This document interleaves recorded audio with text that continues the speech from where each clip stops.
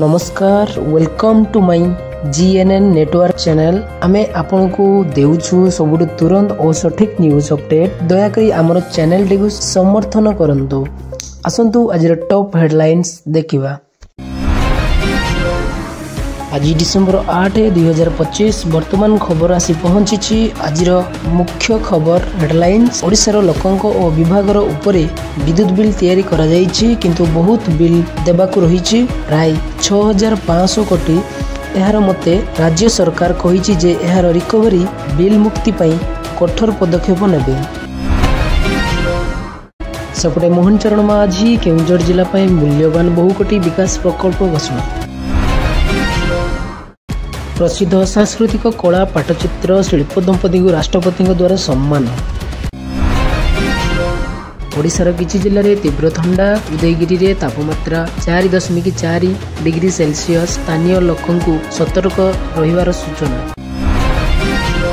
Odisha high court औषध medical opium क्वाट बढ़ेवा अभियोग उपरे अधिकारी उपरे जांच।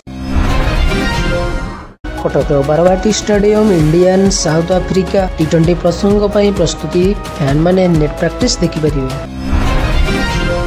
ओडिशार जड़े छात्री सेल्फ इमोलेशन पर हॉस्पिटल रे मृत्यु। राजगंगपुर घटना बोली जना पड़ी। काली होबाकु थिबा टी20 मैच कटक बारवाटी स्टेडियम रे आज Cuttack fake ticket black marketing पाई 4 गिरफ। इंडिया वर्सेस साउथ आफ्रिका टी20 मैच। भारत दक्षिण आफ्रिका टी20 स्टेडियम विशेष सिक्योरिटी प्रिपरेशन क्राउड मैनेजमेंट रे पुलिस एवं एडमिनिस्ट्रेशन एक्टिव रो व्यवस्था। टॉप 10 रो शेष खबर। राज्य रे अनेक लोकों को पब्लिक ग्रीवेंसेस 13,000 प्लस आवेदन अधिकांश समाधान।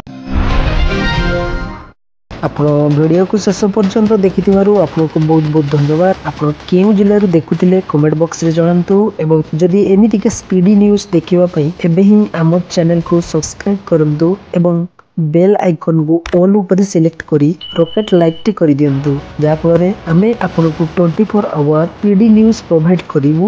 आपण प्रथमे देखि परिबे। जय जगन्नाथ।